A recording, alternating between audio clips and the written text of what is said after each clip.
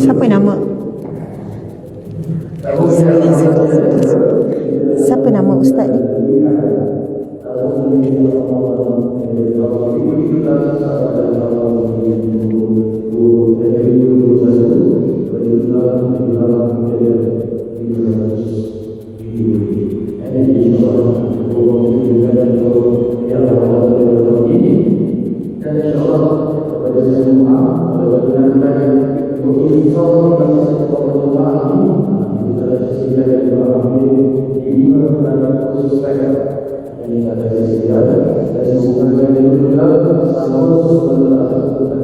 Tunjuk pada ustaz.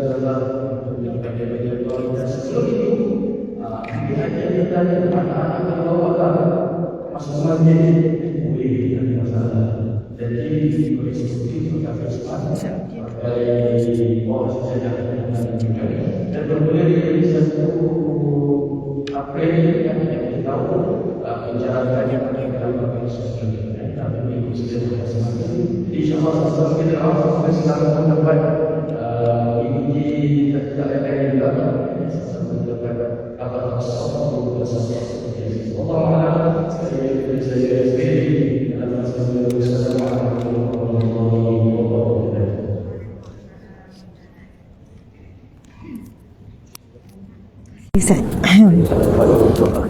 Tak apa. Okey, boleh Ustaz. Faham. Okey, salam Ustaz Akidah. Okey. Subhanallah. Subhanallah walhamdulillah wala ilaha illallah wallahu akbar. Subhanallah, subhanallah, subhanallah. Segala pujian bagi Allah, Maha Suci Allah, subhanallah. Alhamdulillah, segala pujian bagi Allah.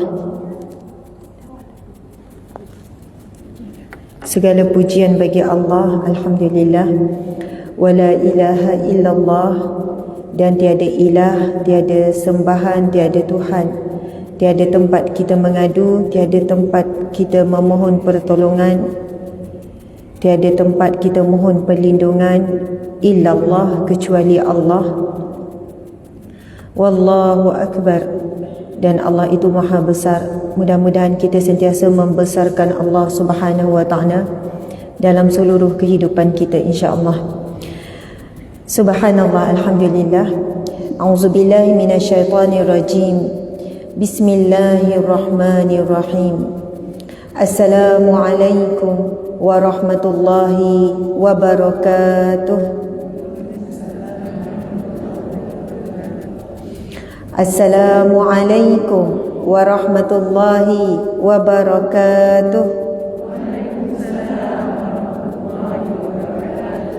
Alhamdulillah, subhanallah. Segala puji bagi Allah yang telah menciptakan kita dengan sebaik-baik kejadian. Selawat dan salam buat junjungan agung Nabi Muhammad sallallahu alaihi wasallam, kekasih Allah dan kekasih hati kita juga. Ikutan kita, fattabi'uni yuhibbukumullah. Allah berfirman di dalam Al-Quran, qul, katakanlah wahai Muhammad, in kuntum tuhibbunallah, sekiranya kamu mencintai Allah, fattabi'uni, maka ikutilah aku, ikutilah saya. Allah perintahkan Nabi Muhammad supaya berkata kepada umatnya, sekiranya kamu mencintai Allah, kalau cinta kamu benar-benar tulus kepada Allah, ataupun jika kita ni nak balas cinta Allah Subhanahu wa ta'ala. Siam pula terhalang. Sini sikit dik. Okey dah situ, okey. Sekiranya kita ni nak balas cinta Allah, fattabi'uni, maka ikutilah saya. Boleh juga nak sebut ikutilah aku. Saya pun samalah, merujuk kepada ikutilah Nabi Muhammad sallallahu alaihi wasallam. Yuhibbukumullah, pasti kamu akan dicintai oleh Allah Subhanahu wa taala. Wa yaghfir lakum dzunubakum, dan kamu akan diampunkan Allah Subhanahu wa taala. Jadi kita berkumpul di sini muslimin muslimat adalah kerana mengikuti Nabi Muhammad sallallahu alaihi wasallam. Nabi memang pujuk, Nabi memang minta, Nabi memang suruh, bahkan Nabi menyampaikan banyak hadisnya berkenaan dengan kelebihan hadir di majlis ilmu. Jadi kita hadir pada pagi ini banyak sebab. Nak tambah ilmu, nak buat persiapan untuk Ramadan, nak hijrah, nak jumpa Ustazah Asma contoh ya, bolehlah selit-selitkan niat tu kan, atas dasar kasih sayang kerana Allah. Sebab kita berkasih sayang dan bersahabat, saling ikut mengikut ini atas dasar ilmu. Tuan-puan tak pernah kenal saya melainkan melalui jalan ilmu. Jadi ini salah satu jalan yang murni dibina sebuah kasih sayang. Jadi tidak ada satu aib pun kalau datang sebab ada antara tujuannya itu. Tapi tujuan besar yang kita faham juga kerana kita ini mengikuti firman Allah tadi. Nabi sebut, kalau kamu betul mencintai Allah, fattabi'uni, maka ikutilah. Ikutilah aku, ikutilah saya, ikuti Nabi. Dan memang Nabi kalau bab himpunan, bahkan ada kitab syarah para alim ulama banyak berkenaan kelebihan orang menuntut ilmu, kelebihan penyampai ilmu, kelebihan yang menuliskan ilmu, kelebihan yang mendengar ilmu, kelebihan majlis ilmu itu sendiri, dan kelebihan ilmu itu sendiri. Subhanallah. Jadi alhamdulillah pagi ini kita telah mengikuti jejak langkah Rasulullah. Kita telah mengikuti apa yang Rasulullah nak sangat kita buat dalam hidup. Antaranya sentiasa mendatangi majlis ilmu dan kita pula datang ke rumah Allah. Alhamdulillah. Jadi tadi Al-Fadhil Ustaz kita pesan niat iktikaf. Dan salah satu doa, dan ia juga daripada hadis Nabi sallallahu alaihi wasallam. Doa masuk masjid. Mungkin ramai juga tadi tu kan dah rasa lambat kelang kabut tu masuk tak jumpa pintu satu kan, masjid besar Masya Allah, jumpa tu kalau parking situ belakang tu Masya Allah, saya parking belakang. Jadi alhamdulillah kita baca doa dulu ya, doa masuk masjid. Bismillahirrahmanirrahim. Semangat muslimat ke dah puasa ni? Okey, semangat ni duduk tegak sikit. Saya tahu semua orang dah hafal, tapi baca ramai-ramai jemaah ni dia lain sikit perasaan tu kan. Mungkin ada yang orang lain baca tu kita tumpang, berkat dia baca, khusyuk dia, hati dia bersih. Subhanallah. Jadi baca berjemaah ya. Allahumma ftah. Saya confuse nak sebut Allahumma ftah li ataupun Allahumma ftah lana. Li itu bagi saya, Allah maftah li, ya Allah bukakanlah bagiku. Allah maftah lana, ya Allah bukakanlah bagi kami. Kita buat ramai-ramai lah ya. Allahumma ftah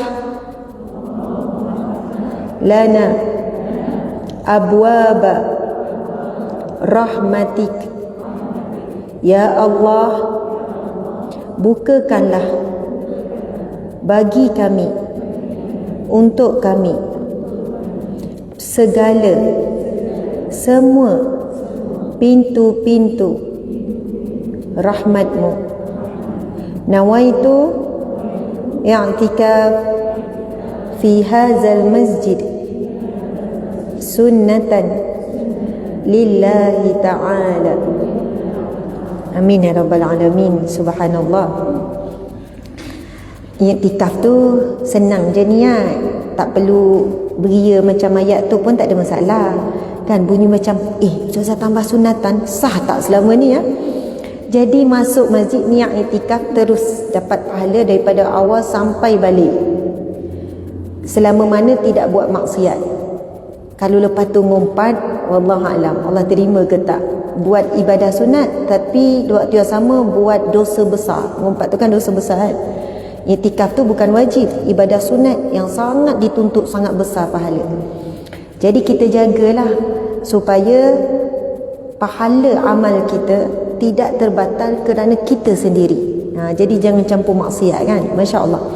Kita dah niat nawaitul i'tikaf fi hadzal masjid lillahi ta'ala pun boleh. Nawaitul i'tikaf dah tahu i'tikaf tu hanya di masjid. Kalau di rumah tak sah. tapi boleh dibincangkan. Memang ada pendapat ulama berkenaan dengan siapa yang membina ruang solat khas. Kalau sempat kita jawab, sebab di bulan Ramadan ramai yang tanya soalan ni. Muslimat tak dapat keluar tarawih, ada anak kecil.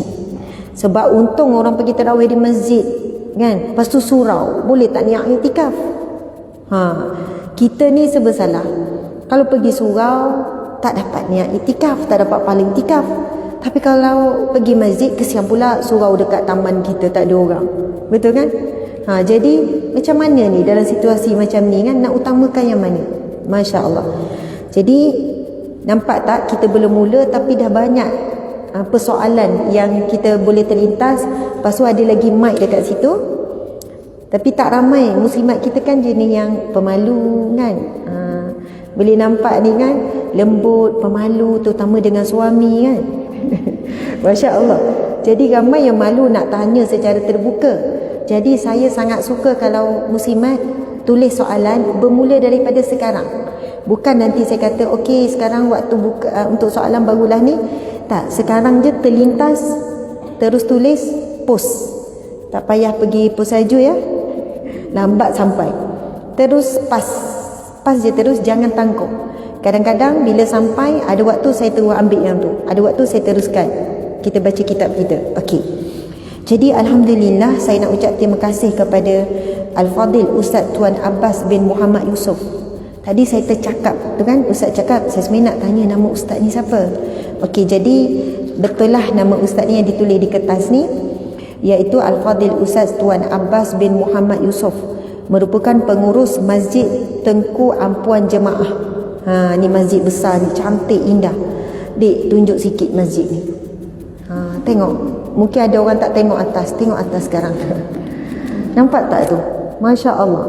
Dia punya tulisan keliling ni, apa dia ni? Bismillahirrahmanirrahim. Li'alla yakuna linnasi alaikum hujjatun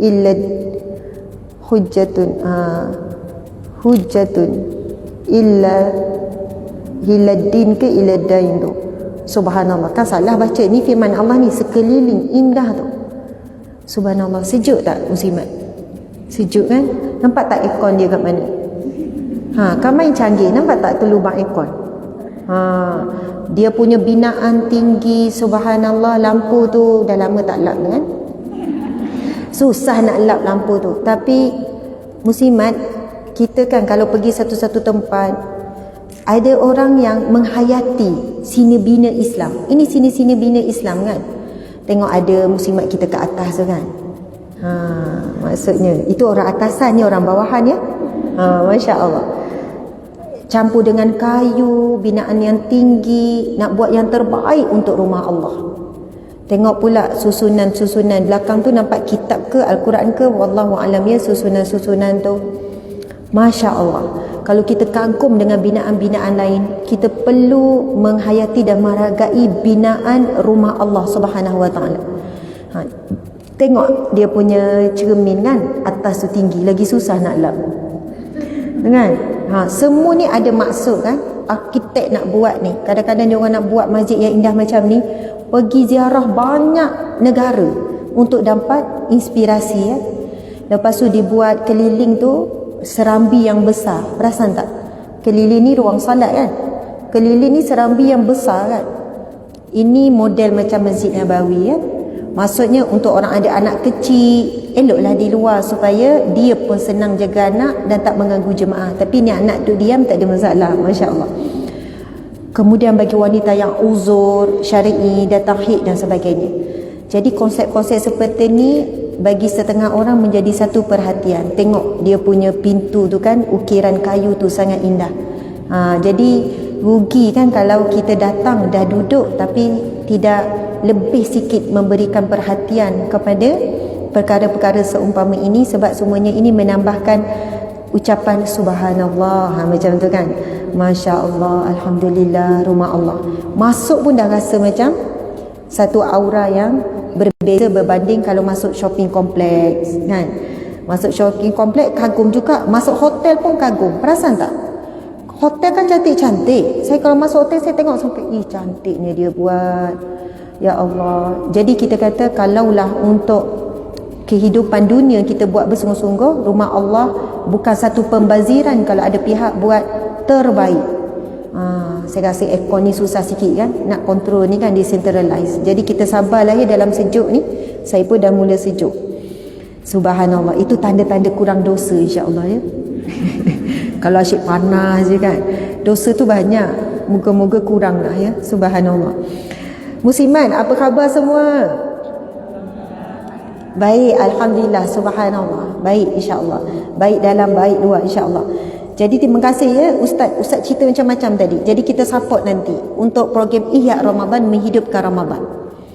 Yang kedua, terima kasih kepada Puan Mahfuzah binti Murad, Ketua Lajnah Muslimat Masjid Tengku Ampuan Jamaah. Mana ni?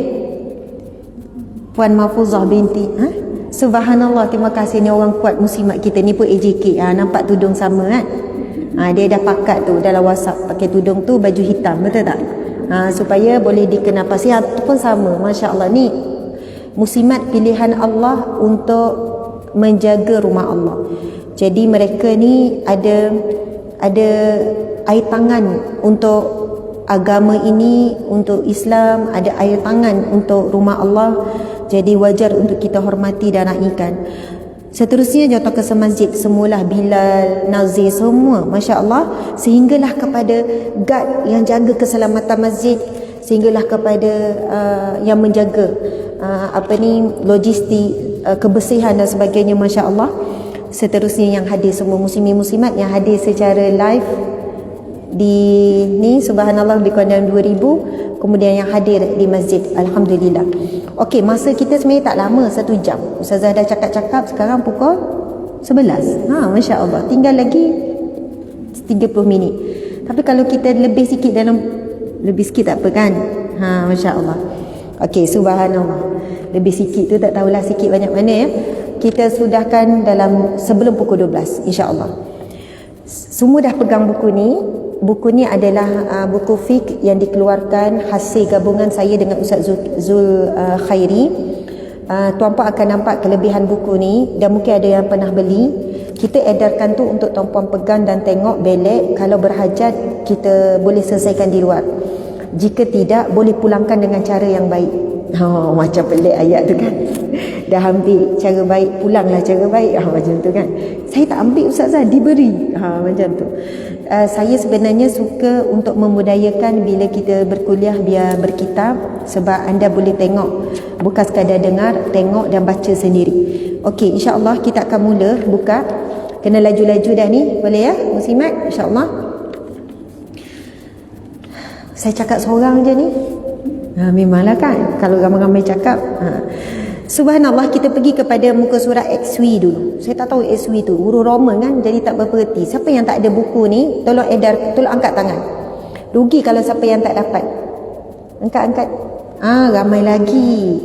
Tim, tolong cepat sikit tim. Tim, boleh duduk tim. Ramai lagi, angkat tangan. Jangan kita harapkan AJK kita ni mak-mak ni.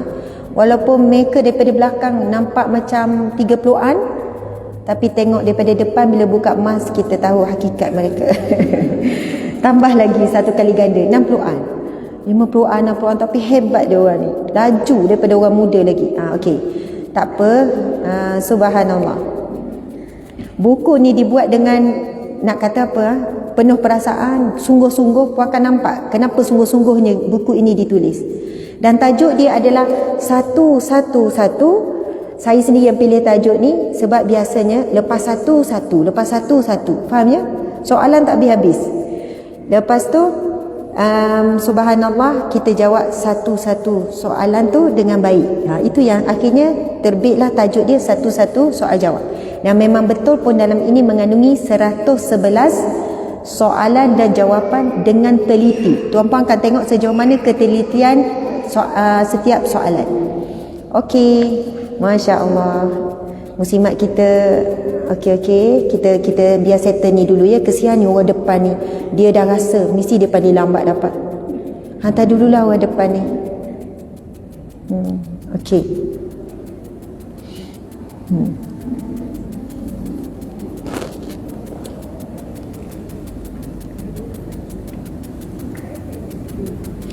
Siapa yang duduk kat Shah Alam, tengok live, sempat lagi datang ni. Jangan risau, sempat lagi kau nak datang.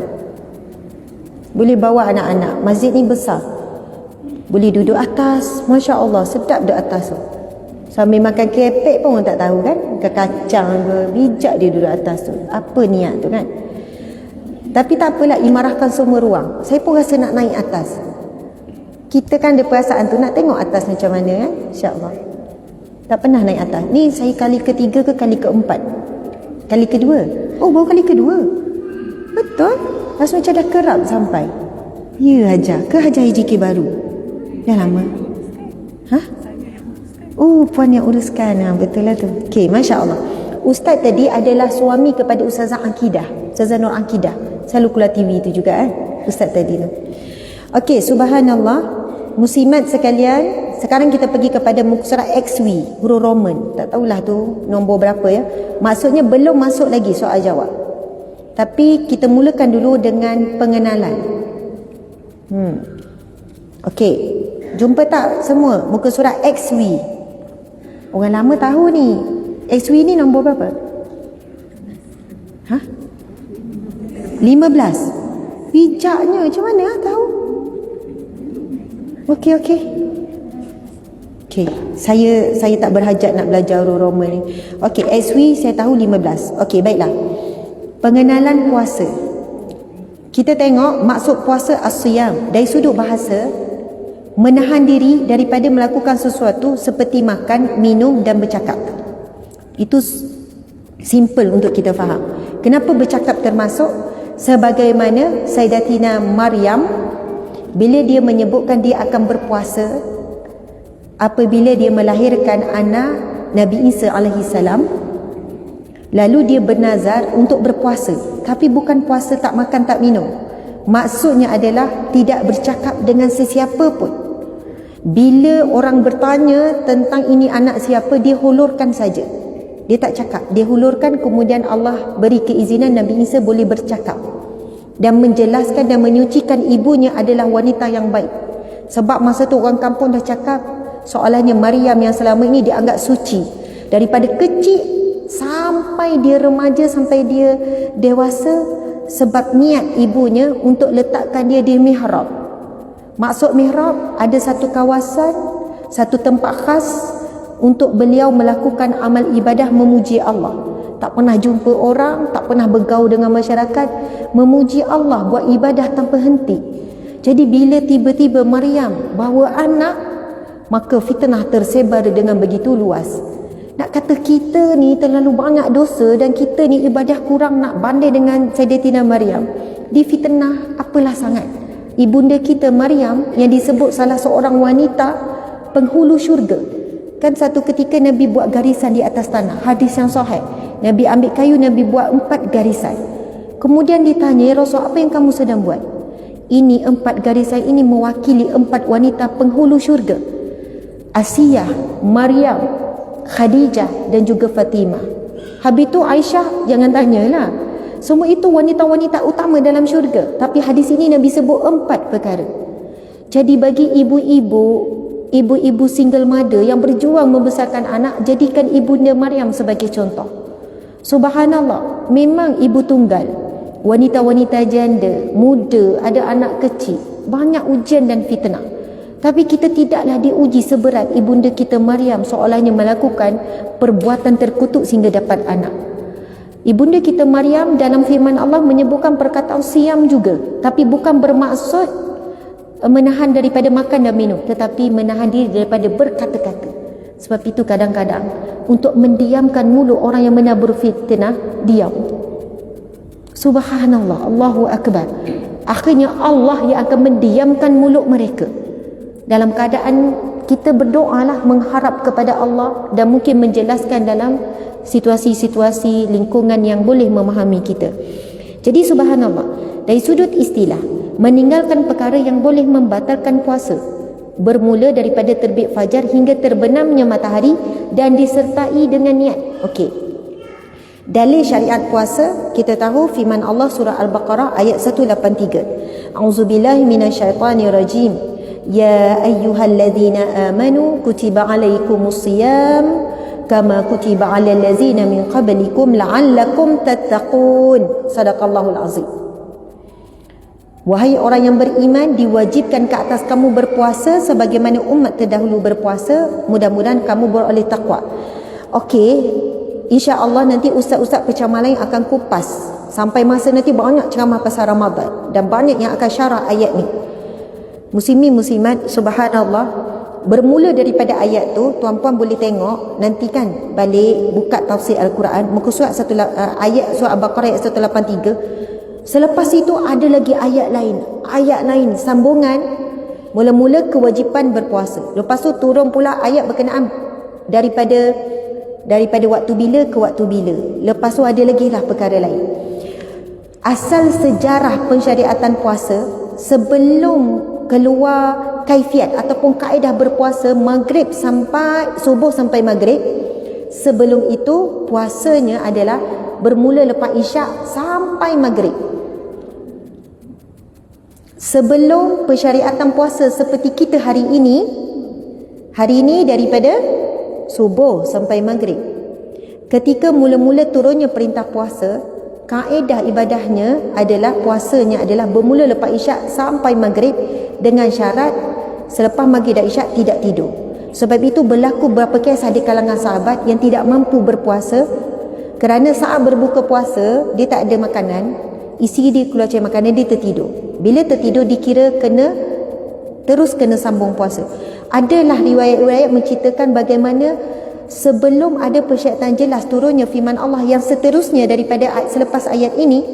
Sebab itu turunnya ayat bermula puasa itu daripada terbit fajar sehinggalah tenggelam matahari, subuh sampailah maghrib. Jadi kita dah jadi separuh hari. Kalau tak, pada awal persyaratan sangat berat ibadah puasa tersebut. Kerana itulah berlakunya peristiwa di kalangan sahabat Nabi yang terdekat, Sayyidina Umar bersama dengan isteri pada waktu malam. Lalu bertemu dengan Rasul dalam keadaan, ya Allah, ya Rasul, aku telah melakukan dosa besar. Aku telah melakukan dosa besar. Sebabnya maghrib dengan isyak sekejap saja. Lepas isyak tu dah start balik, jadi sahabat Nabi sallallahu alaihi wasallam telah bersama dengan isteri. Sedangkan tahu larangan berpuasa dah tidak boleh melakukan hubungan suami isteri. Dan turunlah ayat Al-Quran yang mana Allah menyebutkan sesungguhnya Allah mengampuni. Dan selepas itulah ditukarkan waktu puasa bermula daripada fajar. Boleh cari ayat tu, Dek, kamu tolong Dek cari ayat tu. Bagaimana peristiwa itu turun daripada peristiwa seorang sahabat Nabi. Semua itu ada dalam firman Allah Subhanahu Wa Taala. Okey, kita tengok lagi dalil kewajipan puasa surah Al-Baqarah ayat 185. Memang turutan dia 183, 182, 184, 185. Ni kita ambil sedutan-sedutan.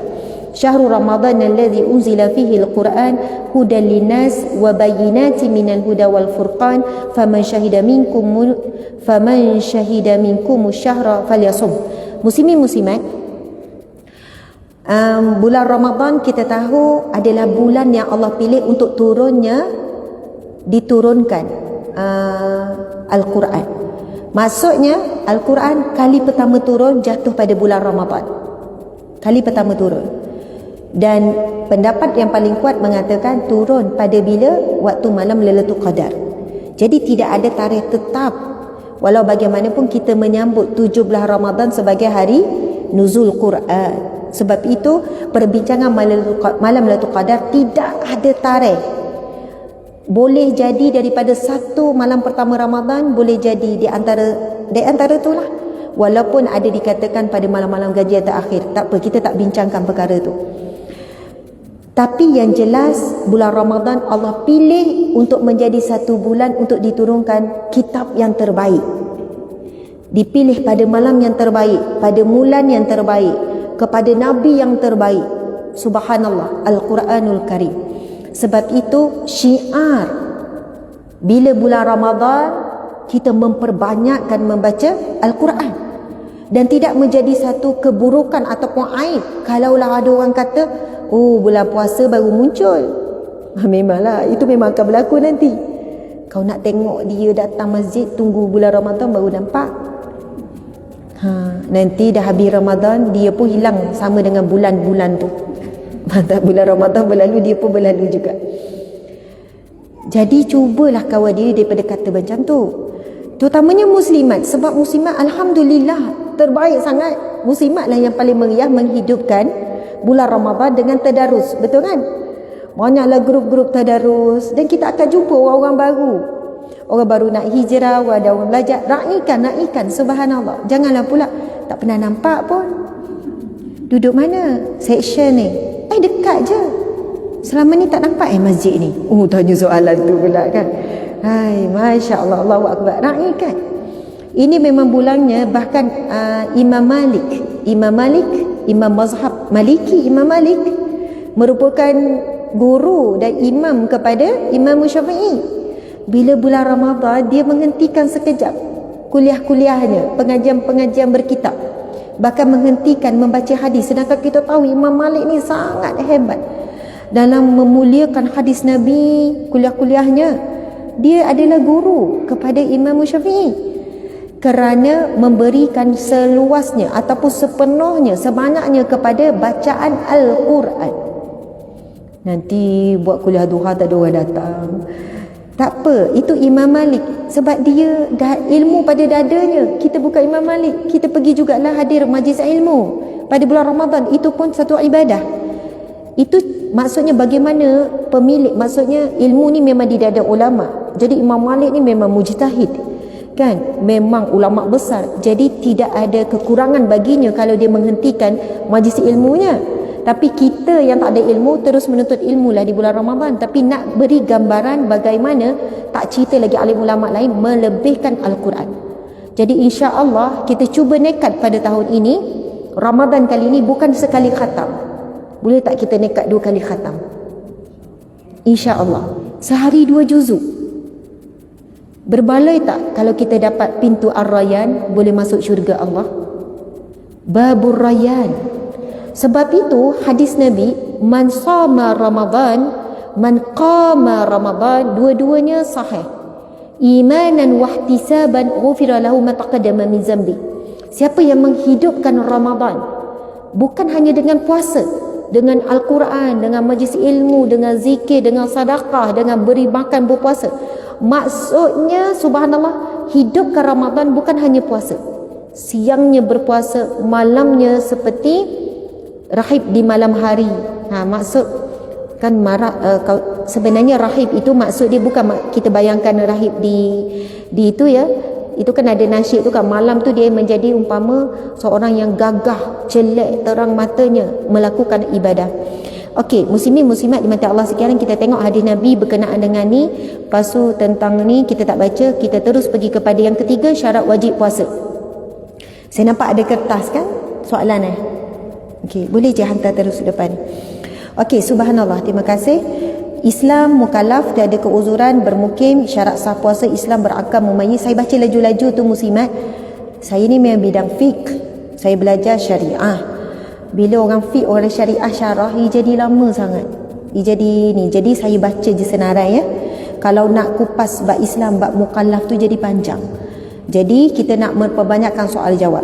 Syarat sah puasa Islam berakal ataupun mumayyiz. Bukan soalan. Subhanallah, Allahu Akbar. Okey, subhanallah. Saya faham. Masya Allah, nanti kita akan ni. Okey, ingatkan tahu Ustazah. Okey, rukun puasa, niat, menahan diri. Nanti kita boleh baca sini daripada buku ni ataupun mana-mana buku yang kita ada. Rahsia perkataan saum yang kita perlu ketahui. Ini menarik. Lafaz di dalam Al-Quran, lafaz yang mempunyai pengertian dan falsafah yang sangat subjektif, umum, luas.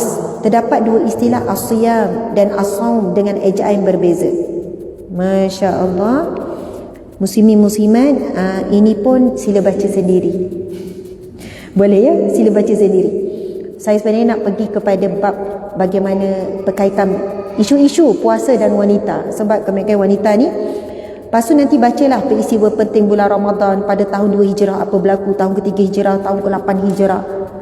Bila pensyariatan puasa? Bila syariat puasa disyariatkan? Di Mekah ke di Madinah? Subhanallah. Bila ni? Dikatakan syariat puasa ni selepas kewafatan Sayyidatina Khadijah. Maksudnya ada sebagian ulama kata ketika Sayyidatina Khadijah masih hidup belum disyariatkan puasa. Muslimin muslimat, kita tahu peringkat awal turunnya ayat-ayat Al-Quran di Mekah melibatkan bab-bab akidah lebih banyak. Bab-bab kewajipan-kewajipan. Contohnya kewajipan solat. Bila solat mula start? Masa Sayyidatina Khadijah masih ada, dah start belum syariat solat? Belum. Sebab peristiwa Isra Mi'raj berlaku bila? Selepas Amul Huzni, tahun kesedihan. Peristiwa Isra Mi'raj berlaku ketika umur Nabi 53 tahun. Ada yang kata 52 tahun. Rasulullah menghadapi kematian isteri tercinta pada umur 50 tahun. Subhanallah. Sebab itu banyak syariat-syariat ibadah ni ketika fasa Nabi nak berpindah ke Mekah ataupun berada di Mekah, turunnya bab hukum hakam, wajib, haram, begitu begini, syariat-syariat. Jadi bab akidah turun terlebih dahulu, mengukuhkan dulu akidah. Jadi muslimin muslimat, kita boleh tengok tahun kedua, tahun ketiga, tahun ke-8, banyak lagi lah peristiwa penting dalam sejarah Islam berlaku pada bulan Ramadan. Sejarah yang besar juga Perang Badar. Perang Badar, perang pertama dalam Islam. Tentera Islam 313 dah lah berpuasa. Musuh nak lawan 1000 kali pertama perang. Dah lah tentera Islam ni kebanyakannya di kalangan orang yang tidak berkemahiran, bukan tentera betul-betul ni. Lepas orang tua, kelengkapan tak ada. Subhanallah, musuh pula tentera-tentera yang telah ni.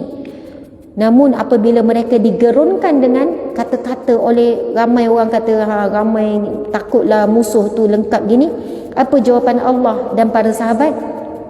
Apa jawapan Allah dan para sahabat? Mereka jawab dengan ungkapan hasbunallah wa ni'mal wakil. Siapa yang ikut kuliah pagi tadi angkat tangan? Ada yang ikut kuliah Riyadhus Shalihin pagi tadi? Ada yang ikut kan?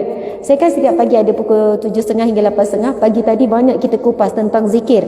Hasbunallah wa ni'mal wakil, itu adalah zikir Nabi Ibrahim dan zikir Nabi Muhammad SAW. Okey, kita sekarang pergi kepada bab yang pertama. Muka surat 1. Fadilat dan keutamaan Ramadan. Itu baca sendiri. Boleh tengok pandangan pertama, pandangan kedua. Macam Ustazah suruh beli ni kan. Pandangan ketiga, subhanallah. Beli buku ni jadi wakaf ya. Jadi harta wakaf.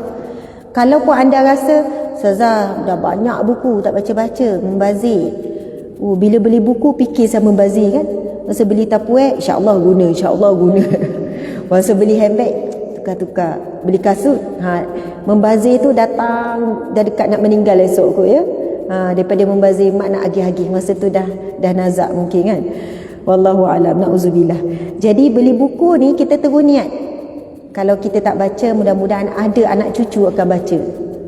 Niat tu lah yang akan, niat tu kan doa. Terus niat macam tu. Ya Allah, izinkanlah ya Allah baca. Jika tidak aku, ya Allah, ada orang yang akan menggunakan. Pahala mengalir lah. Subhanallah.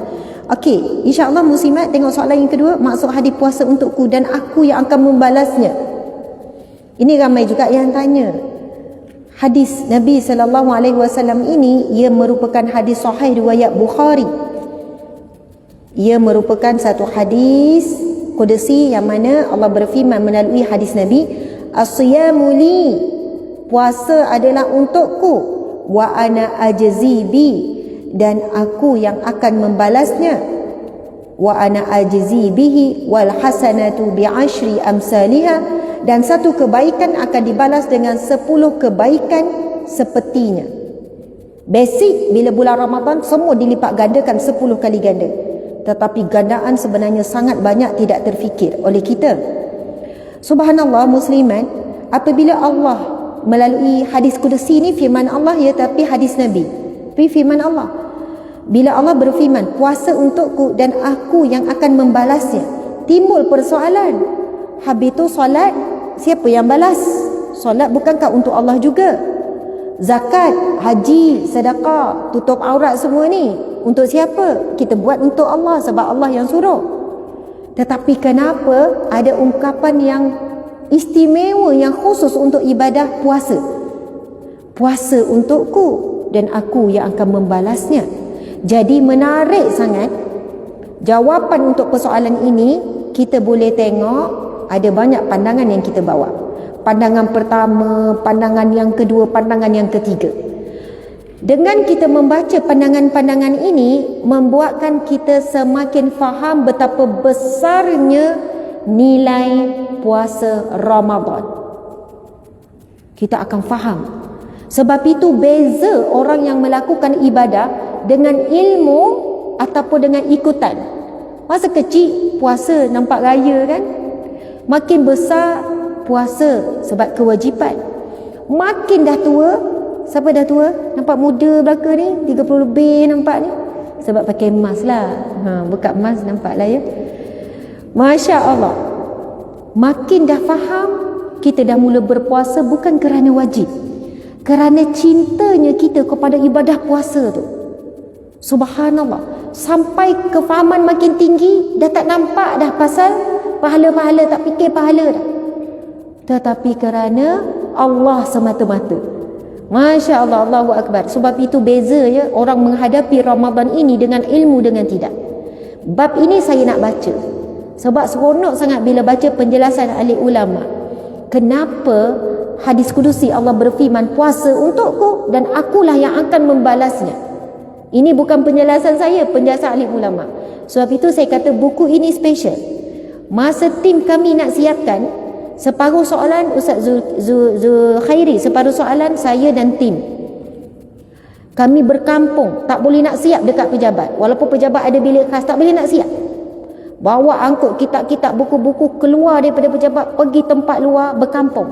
Sebab apa? Kalau hari-hari ulang alik balik saya jumpa suami, jumpa anak, payah nak fokus nak siapkan. Saya kata bang, bagi saya masa berkampung keluar nak fokus siapkan kitab ni. Sebab kita nak bukan hanya jawapan ringkas, faham? Tapi pendapat pertama, pendapat kedua, supaya bercambah ilmu, bertambah kefahaman. Okey, kita tengok jawapan. Tidak dinafikan bahawa kandungan dalam hadis ini agak mengelirukan kerana, tengok muka surat 7. Muslimat, tengok muka surat 7.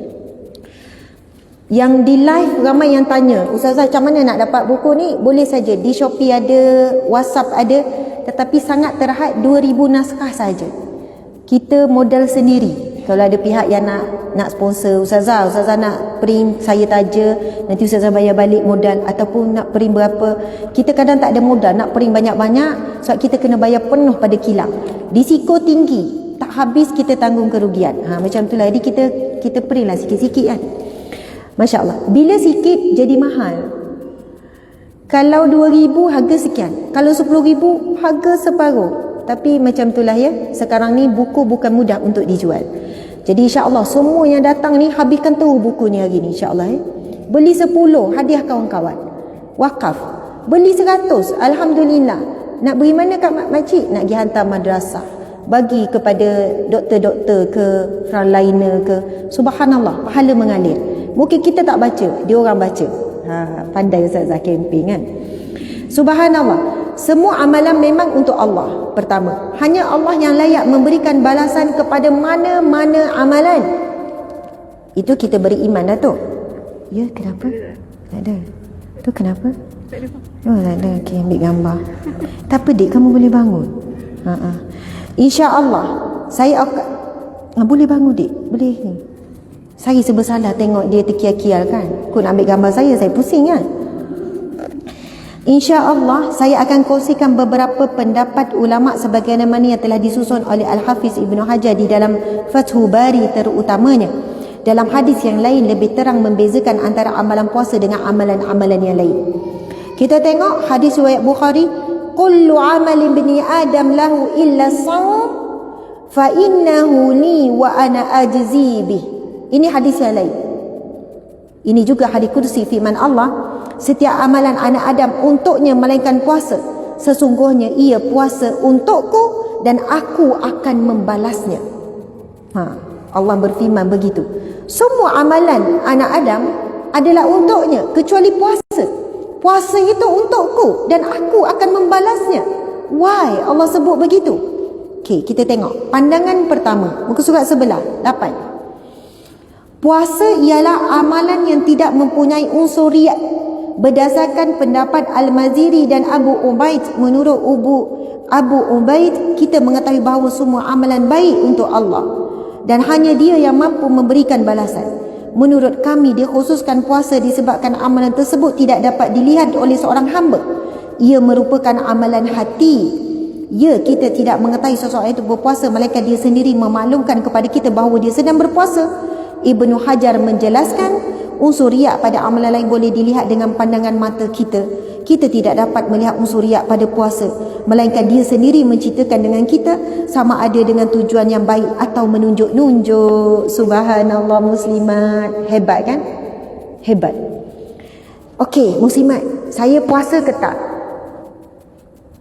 Sebab saya minum air tadi kan. Tapi kalau saya tak minum air, tak tahu saya puasa kan? Masya Allah. Kalau saya sekarang pegang tasbih, subhanallah, subhanallah, subhanallah. Nampak tak saya berzikir? Nampaklah saya berzikir kan? Masya Allah. Kalau saya solat, nampak sedang ibadah. Kalau saya sedekah, kalau depan orang, nampak ibadah. Subhanallah. Kecuali kalau orang tu kan, gila duduk borak-borak dekat pejabat. Dahaga dah. Ya Allah, dahaga sungguh. Panas-panas ni kan dahaga. Lagi orang tak respon lagi tu duduk sebut. Dahagalah ya Allah, dahaga sungguh hari ni, panas pula cuaca. Lepas tu orang pun dah dengar dia sebut dahaga-dahaga, orang pun tegur lah kan. Dah minum lah, nak air. Puasa. Rupanya tujuan nak cakap dia puasa, tapi tak reti nak cakap dekat orang ni. Saya Isnin kami memang puasa, tak pernah tinggal dah. Alhamdulillah. Sejak balik.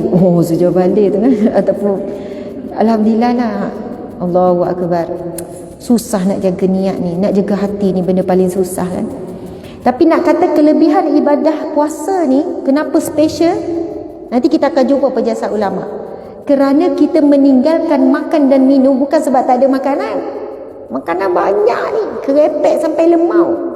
Masa nak bagi orang sayang, rasa macam nak makan kan. Masa nak bagi, sedap ni, sedap nanti nak makan sambil ngunyah-ngunyah tengok TV. Tak makan-makan, tengok dah peti air sampai kecut-kecut lah sayur itu ini. Kita tak makan, tinggalkan makan minum bukan sebab tak ada makanan, bukan tak mampu nak makan, tapi semata-mata kerana Allah.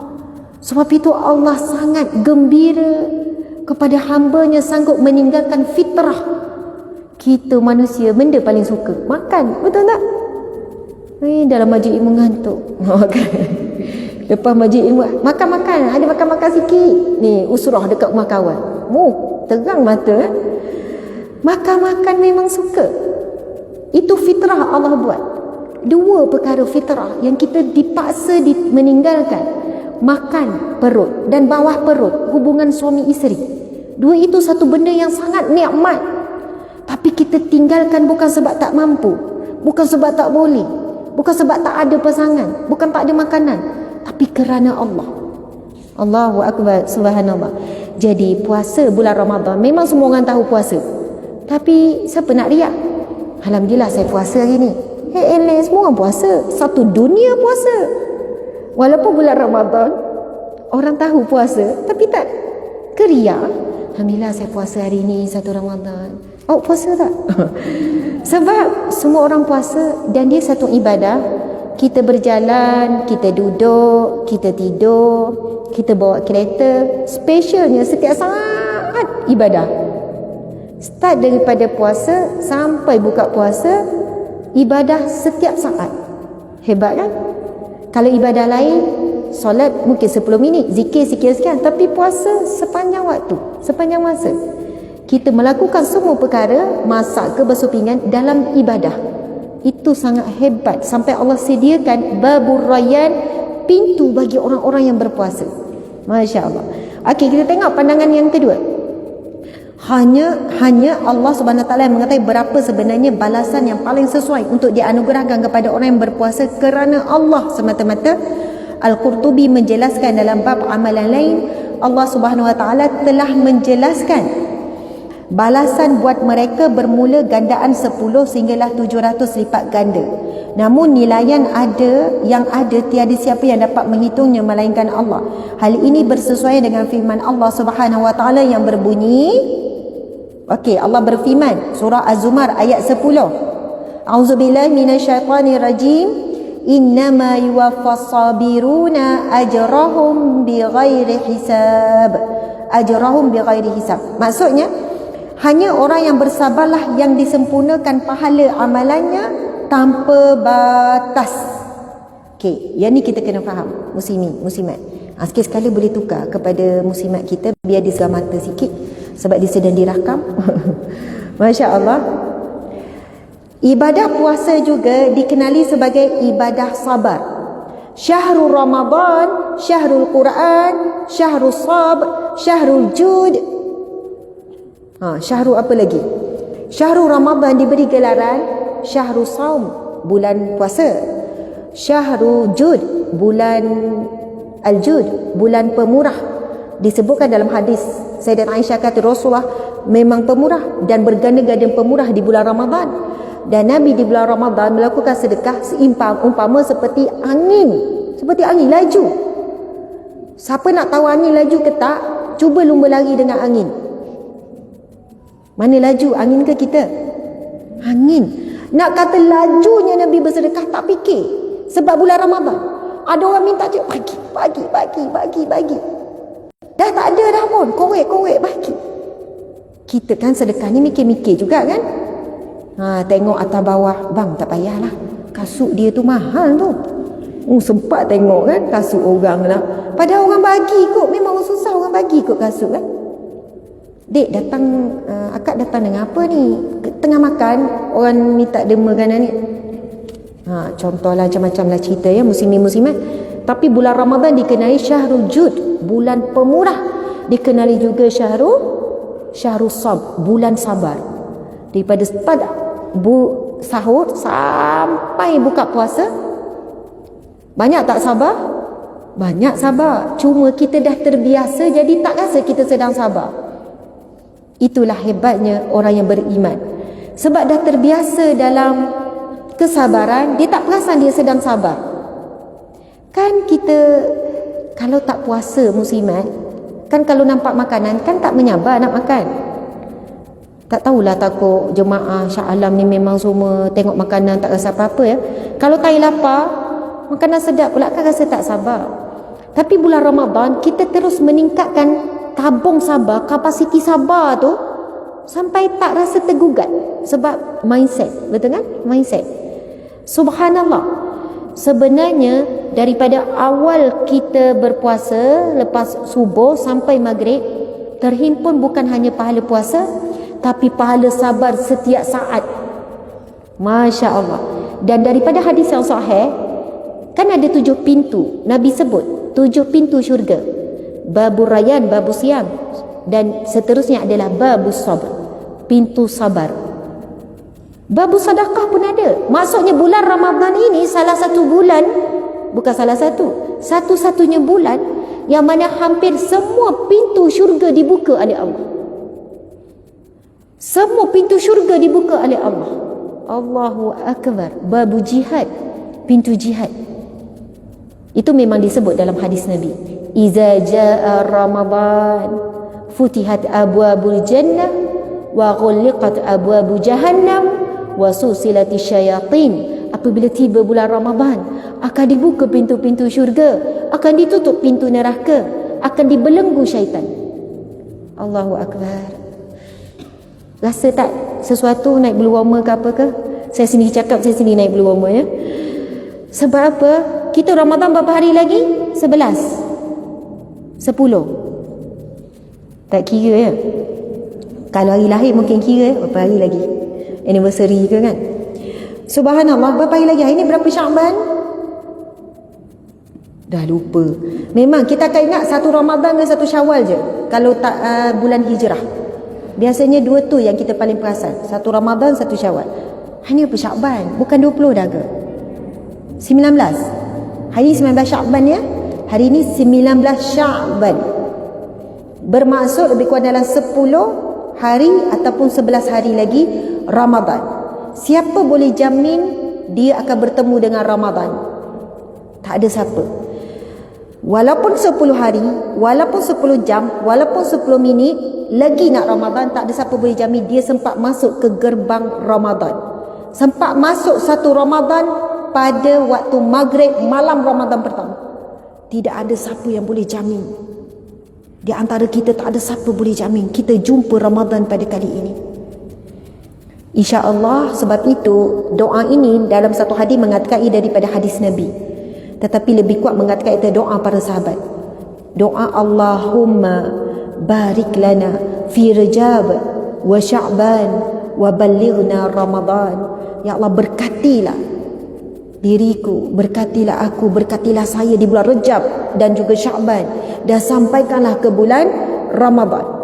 Mudah-mudahan dengan doa yang bersungguh-sungguh itu, tinggal lagi 10 hari ini, jika Allah takdirkan kita mati sebelum itu, tetap Allah berikan kita umpama dapat Ramadan pada tahun ini, kerana Allah melihat betapa kita nak sangat Ramadan ni, betapa kita mengharap sangat pertemuan dengan Ramadan. Dan jika kita diandaikan, andai kata kita mati pun, insya-Allah kita tetap umpama seperti dah bertemu dengan Ramadan. Ia berdasarkan satu hadis Nabi yang lain, hadis yang sahih, mana Nabi SAW bersabda, sesungguhnya barang siapa yang benar-benar berniat untuk mendapat kematian yang syahid di medan perang, lalu dia mati di pembaringan, maksudnya mati sebab sakit, lepas tu mati di atas katil, sebagaimana banyak sahabat Nabi yang pergi perang-perang, harap sangat mereka itu mati syahid di medan perang, tapi tidak, mereka mati di pembaringan, bukan kerana syahid di medan perang. Nabi kata ia tetap diberikan kematian yang syahid. Maksud betapa besarnya niat. Jadi insya-Allah pagi ini Allah takdirkan kita hadir, kena rasa sungguh-sungguh ni, minta lepas solat, sampaikanlah pada bulan Ramadan. Ya Allah, nak sangat jumpa Ramadan kali ini. Aku mula faham, ya Allah, saya mula faham betapa besarnya kelebihan Ramadan. Selama ini hadapi Ramadan kerana adat, kerana ikutan, kerana wajib. Tetapi kali ini, ya Allah, tidak sabarnya nak bertemu Ramadan ini, kerana benar-benar merinduinya, merinduimu, ya Allah, mencintaimu, ya Allah. Allahu Akbar, subhanallah. Muslimin muslimat dimati Allah sekalian, cuba tengok sebahagian mufassir mendefinisikan orang yang bersabar sebagai orang yang berpuasa pada kalimah innama yuwaffas sabirun. Muka surat 9 lagi. Soalan dah banyak ni. Subhanallah. Pandangan ketiga ada lagi lah, alaika bisawm fa innahu la adala. Puasa sekian-sekian. Pandangan keempat pada muka surat 11. Pandangan kelima sampai tengok banyak punya pandangan. Kalau tak habis kuliah kita pasal pandangan ni saja. Muslimin muslimat, cuba tengok muka surat 11, ada pandangan 4, ada pandangan 5. Muka surat 12, pandangan ke-6, ke-7, ke-8, ke-9, sampailah ada pandangan ke-10. Nak menjelaskan apakah maksud apabila Allah berfirman dalam hadis qudsi, puasa untukku dan akulah membalasnya. Sila baca sendiri. Saya nak jawab soalan.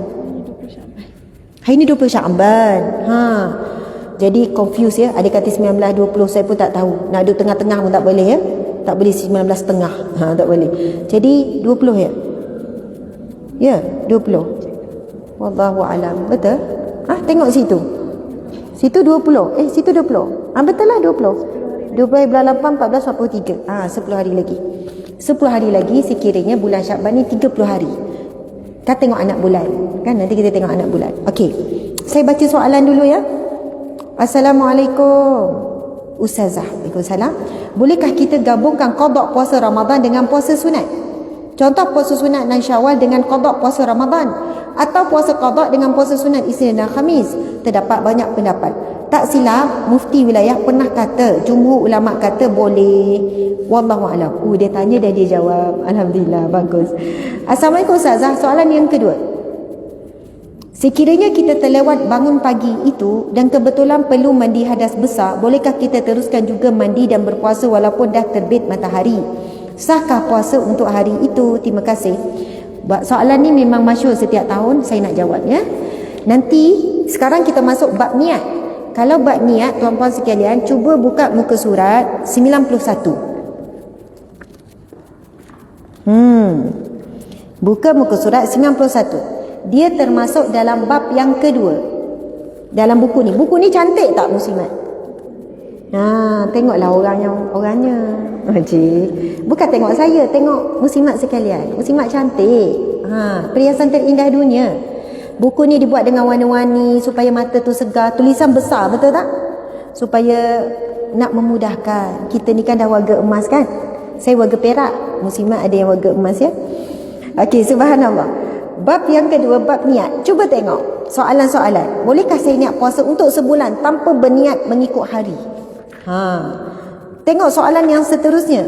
Soalan yang ke-26. Bolehkah sebaik saja berbuka terus niat untuk puasa esok? Lepas makan buka puasa terus pasal niat untuk esok. Boleh tak? Tengok soalan seterusnya. Apa yang harus saya lakukan? Muka surat 99. Kena belek laju-laju. Maksudnya kita dalam bab niat, tapi saya baca soalan saja. Sebab tak sempat baca jawapan. Kalau nak baca semua jawapan dan soalan, kena 3 hari 3 malam. Jadi tengok soalan ke-27. Apa harus saya lakukan jika saya terlupa berniat untuk puasa Ramadan? Dia lupa langsung niat. Tak niat langsung. Niat sebulan pun tak, niat malam pun tak, terkejut-terkejut pukul 8. Macam mana tu? Okey, tengok soalan yang ke-28. Muka surat 101. Bolehkah menggabungkan niat puasa qada dengan puasa sunat? Soalan tu kan. Soalan 29. Nanti kita akan jawab. Saya tidak melafazkan niat puasa tapi telah bangun untuk bersahur. Adakah perbuatan tersebut dikira sebagai niat puasa? Dan sekiranya saya berniat, bolehkah saya melafazkannya dalam bahasa lain selain pada bahasa Arab? Ada orang kata, kalau dah bangun sahur, itu kira niat lah. Tak perlu nak niat sahaja puasa Ramadan esok hari. Lepas tu ada yang tanya pula, kenapa esok hari? Faham tak? Kan kita bangun sahur tu pukul 5. Itu kan dah masuk hari tu. Kenapa cakap puasa esok hari? Ini pun orang tanya, muslimat. Okey, Masya Allah, Subhanallah. Okey, jadi sebenarnya soalan tadi ada dalam jawapan tu. Dan memang kami merujuk kepada pendapat mazhab Syafi'i nombor 1, kemudian pergi kepada pendapat Ahli Sunnah wal Jamaah, mazhab-mazhab yang lain. Dan tapi saya suka nak baca Jabatan Mufti Wilayah. Jangan bimbang muslimat, saya walaupun jawab satu soalan akan merangkumi banyak soalan. Sebab kita akan terus bagi pendetailan, jadi tuan-puan akan nampak terjawab sekali. Subhanallah, menarik kan soalan? Assalamualaikum Ustazah, ketika isteri sedang berpuasa sunat, puasa Syakban sebagainya, tapi suami ajak bersama, apakah pahala yang isteri miliki? Aduh, confused kan? Faham tak ni? Puasa sunat Syakban, suami ajak bersama. Faham tak bersama ni? Bukan makan nasi bersama-sama kan? Bukan pergi bersama-sama, pergi jalan-jalan. Mengadakan hubungan suami isteri. Macam mana? Nak buka puasa ke? Buka lah ya, buka puasa. Masya Allah, hebat muslimat kita ya. Masya Allah, suami ajak bersama-sama puasa dan berbuka puasa. Muslimat sekalian, puasa sunat kena minta izin suami kan? Kena minta izin. Kadang suami memang dah izinkan, puasa lah awak nak puasa. Macam tu kan, kita pun puasa. Sebab kita ada grup puasa ni, nak hantar laporan ni. Kadang-kadang ada grup, kita jadi semangat kan. Jadi Masya Allah puasa. Tapi tiba-tiba suami balik rumah lepas pergi beli barang kat pasar, lain macam pula, nampak muka merah suami tu kan. Rupanya mungkin ya on the way balik tu syahwatnya terangsang. Sebab kat pasar tu makcik jual goreng pisang tu, kan main lagi. Benda ni saya bagi tahu ni, ya, reality. On the way balik dekat traffic light ke kan, mata tu terpandang sesuatu boleh menaikkan syahwat. Adakah suami ni teruk? Adakah bila suami kata yang awak batalkanlah puasa, dah kenapa awak ni? Istighfar. Kan istighfar terus. Astaghfirullahalazim. Hamba diikutkan sangat syahwat tu. Istighfar. Ambil wuduk. Puasa. Syukuran. Kan, subhanallah. Muslimat sekalian, antara ibadah besar bagi seorang isteri dan wanita adalah dia dijadikan tempat untuk menyalurkan keinginan syahwat yang Allah kurniakan semula jadi. Fitrah. Daripada yang haram kepada yang halal. Kita yang halal. Dan itu dikira satu ibadah. Ustazah cakap ibadah, ada dalil ke? Memang ada dalil. Memang ada dalilnya, ibadah. Baca dalil jadi panjang pula ya. Tapi memang itu satu hadis yang sahih dalam kitab Riyadhus Salihin. Bila seorang lelaki ni, dia tak ada apa-apa nak sedekah. Tak ada apa-apa nak sedekah. Tapi dia nak bersedekah. Nabi kata bagi kamu, subhanallah, alhamdulillah, Allahu akbar, sedekah bagimu. Dan kamu menjima isterimu itu dikira sedekah bagimu. Subhanallah, Allahu akbar. Kita pun fikir idea kan, guna ayat sedekah lah lepas ni. Masya Allah, muslimat. Maka dia tanya mana pahala wanita ini. Dia dapat pahala puasa tu, insya-Allah Allah bagi penuh, sebab dia memang niat nak berpuasa. Dia juga dapat pahala menjadikan wadah tempat suaminya menyalurkan keinginan. Itu bukan nafsu yang terlarang, itu adalah fitrah yang Allah ciptakan. Maka dia pun dapat pahala, dua pahala dia dapat. Masya Allah, Allahu akbar. Jadi muslimat sekalian, jawab, maaf saya jawab soalan tu dulu. Jadi soalan pasal niat, kita nak baca pasal niat. Saya dah himpunkan sebenarnya niat puasa setiap malam atau 30 hari sekaligus. Adakah dengan bersahur kita terus ni? Puasa sebulan. Bijak soalan ni. Hukum, okey. Kamu kena tengok yang soalan tu. Sebenarnya jawapan ringkas ada. Kau jawapan ringkas ada, tapi saya suka menjelaskan secara ilmiah. Yang pertama, kita nak jawab dulu persoalan berkaitan dengan niat. Adakah dengan bersahur sudah dikira niat? Kita tak lupa nak pasal niat, tapi kita bangun sahur, dikira niat atau tidak? Okey, subhanallah, penjelasannya adalah syarat-syarat niat. Syarat-syarat niat. Yang pertama adalah benar-benar memastikan tanpa ragu. Al-jazm. Yang dimaksudkan adalah kena pastikan betul kita niat ni untuk apa? Niat puasa Ramadan. At-ta'yin, iaitu penentuan jenis puasa. Seseorang ingin berpuasa perlulah menentukan jenis puasanya. Sama ada ianya puasa Ramadan, wajib qada, kafarah atau nazar, ataupun sunat Isnin Khamis.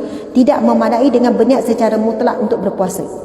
Maksudnya bila puasa kena ada ta'yin. Tak boleh niat puasa saja. Puasa Isnin, puasa Khamis, puasa Nabi Daud, puasa nazar, puasa qada, puasa bulan Ramadan pun sama. Perlu ada ta'yin, iaitu perlu ada penentuan jenis puasa. Jadi yang pertama niat, syarat niat, 3 rukun niat. Bukan dalam ibadah puasa saja. 3 rukun niat ini juga terpakai dalam ibadah solat. Kena yakin betul dah masuk waktu, niat yakin solat apa. Lepas tu ta'yin, penentuan jenis solat apa, solat sunat ke, zuhur ke, asar ke dan sebagainya. Kemudian at-tabyid, menetapkan niat pada malam hari. Kalau solat pula, waktu tabyid, waktu niat pula adalah ketika lafaz takbiratul ihram. Jadi bulan Ramadan pula waktu niat adalah pada waktu malam. Waktunya adalah selepas tenggelamnya matahari sehinggalah terbitnya fajar sadiq. Waktu bersahur juga masih dikira sebagai waktu untuk berniat. Adalah syarat di sisi Al-Malik, Syafi'i dan juga Al-Hanabilah. Ini berdasarkan sebuah hadis Nabi. Barang siapa yang tidak berniat pada malam hari sebelum terbit fajar, maka tiada puasa baginya pada hari tersebut. Jadi dah terjawab soalan yang lain tadi. Kalaulah dah buka puasa, dah makan, kenyang kan? Contoh ya. Kenyang. Saya daripada kecil memang mak ayah lepas dah buka puasa je, okey semua pasal niat untuk puasa esok. Takut terlupa. Lepas buka puasa je terus pasal niat. Maka memang sah waktu untuk pasal niat puasa esok bermula daripada start maghrib buka puasa tu sampailah berakhir terbit fajar. Maksudnya sampai subuh. Itu waktu untuk berniat. Okey. Namun begitu, seperti yang disebutkan di dalam persoalan ini, adakah dengan tindakan bangun sahur dikira sudah berniat tanpa dia menghadirkan di dalam hati niat puasa? Maka hal ini dijawab oleh Imam Ibnu Hajar Al-Haythami. Sekiranya bersahur untuk tujuan berpuasa itu atau menghalang dirinya daripada melakukan perkara yang membatalkan puasa kerana bimbang terbitnya fajar ditambah pula muncul dalam fikirannya untuk berpuasa, maka sudah cukup dikira sebagai niat. Kerana terdetiknya untuk berpuasa pada fikirannya bersama dengan perbuatan yang mendorong ke atasnya untuk berpuasa atau dengan meninggalkan perbuatan yang menafikan orang tersebut berpuasa secara tidak langsung, telah mengandungi niat puasa. Alhamdulillah. Faham kan? Okey, tak faham? Panjang. Saya kena cepat ni, masa cepat. Maksudnya barang siapa yang bangun bersahur. Sebenarnya bangun sahur untuk apa? Untuk puasa. Ke ada orang Bang, saya bangun sahur. Untuk apa? Saja-saja. Kalau bukan bulan Ramadan, pelik lah. Tapi bulan yang lain. Sebab boleh jadi orang yang bangun sahur pada bulan lain, dia sebenarnya nak yang puasa nak kurus tu, kita panggil apa?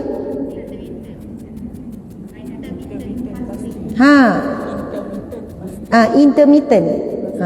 Intermittent fasting. Kan memang barat dah kaji pasal kehebatan puasa. Mereka dah panggil puasa ni tongkat ajaib ataupun penghulu ubat segala penyakit. Dulu mereka menyatakan bahawasanya Islam satu agama yang zalim, tak benarkan umatnya, penganutnya bermakan dan minum, langsung tak bagi makan dan minum. Setitik air pun tak boleh. Kalau dia tanya, setitik pun tak boleh? Setitik pun tak boleh. Setitik pun batal? Setitik pun batal. Kau zahirnya, macam zalim ni. Berapa lama? 12 jam. Berapa lama? 15 jam. Berapa lama? 20 jam. Ada negara yang malam pendek, siang panjang. Ada negara yang 18 jam puasa. Kita berapa? Cuba pukul 6 sampai pukul 6, 12 jam. Pukul 6 sampai pukul 7, 13 jam. Kita lebih kurang 13 jam lebih. Ada negara 18 jam. Boleh tak manusia hidup tanpa air dan tanpa makan? Akal manusia tak boleh. Cuba bukan niat puasa, tak niat puasa, pukul 10 dah keruk. Pukul 11 mula perut keruk. Lepas tu pukul 2 muka keruk. Berkerut. Orang nak bawa bincang, tak boleh bincang masa tu. Suami buat perangai sikit, kan plekat tak gantung, tengah lapar, habislah meletup. Nak katanya betapa hebatnya puasa ni, dia satu kuasa yang tidak boleh dijelaskan oleh sains. Betapa hebat niat, peranan niat. Start daripada tu sampai ni membuatkan bila kita pasang niat untuk berpuasa kerana Allah, seluruh anggota badan bekerjasama, tolong menolong. Bila ada merasa lapar, terus daripada hormon ke badan yang lain membuat sesuatu untuk kurangkan rasa lapar. Kita perasankan kita akan lemas kejap, lepas tu kuat balik, lemas kejap, kuat balik. Hebat sangat, Masya Allah. Tapi kalau kita buat perkara yang sama tanpa niat puasa, tak kuat. Hari ni saya tak nak makan, diet, pukul 10 tak makan, pukul 11 menggeletar dah, hypo dah, pukul 12. Tapi dengan niat, walaupun tak sahur. Pernah tak kita tak terkejut sahur? Pernah kan tak terkejut sahur? Tapi dapat juga kuat sampai habis. Kalau tak terkejut sahur, berapa jam kita puasa tu? Kalau kita makan last pukul 11 malam, pukul 10 malam, tak terkejut sahur, cuba kira 10 sampai pukul tu berapa jam? Mau 20 jam? Boleh tanpa makan dan minum walaupun setitik. Itulah yang tidak boleh dijelaskan oleh sains. Tetapi Allah yang maha berkuasa, keajaiban yang Allah kurniakan. Jadi faham jawapan dijawab oleh ni kesimpulan. Melihatkan kepada nas dan hujah di atas, kami katakan bahawa puasa orang yang melakukan sahur dan menahan diri daripada perkara yang membatalkan puasa sebelum fajar lagi dikira sah, walaupun orang tersebut lupa menghadirkan niat secara khusus. Namun begitu, seseorang yang hendak berpuasa wajib terutamanya di bulan Ramadan ini hendaklah meniatkan puasanya pada waktu malam dengan menghadirkan niat tersebut di dalam hati. Sekiranya dia tidak melakukan hal ini namun telah bersahur dan telah menahan diri apabila terbit waktu fajar, maka puasanya adalah sah. Maka siapa pada bulan Ramadan dia dah bangun sahur, dan kita tahu bangun sahur mesti sebab nak berpuasa, maksudnya dia telah pun memasang niat secara tidak langsung. Kalau secara langsung dia sebut saja berpuasa dengan hati, tetapi dengan melakukan bangun sahur itu menunjukkan dia telah pun secara tidak langsung. Okey, niat puasa setiap malam ataupun 30 hari sekaligus. Siapa yang niat 30 hari sekaligus angkat tangan? Belum niat lah. Siapa yang biasa beramal dengan puasa sebulan? Niat puasa sebulan. Okey. Siapa yang beramal dengan niat puasa wajib setiap malam? Okey, orang yang sama ya, orang yang sama. Sebab Alhamdulillah, kita memang tak apa, pusing pada jemaah pula. Kita memang telah dibiasakan dan telah didedahkan buat dua-dua. Betul kan? Buat dua-dua. Okey.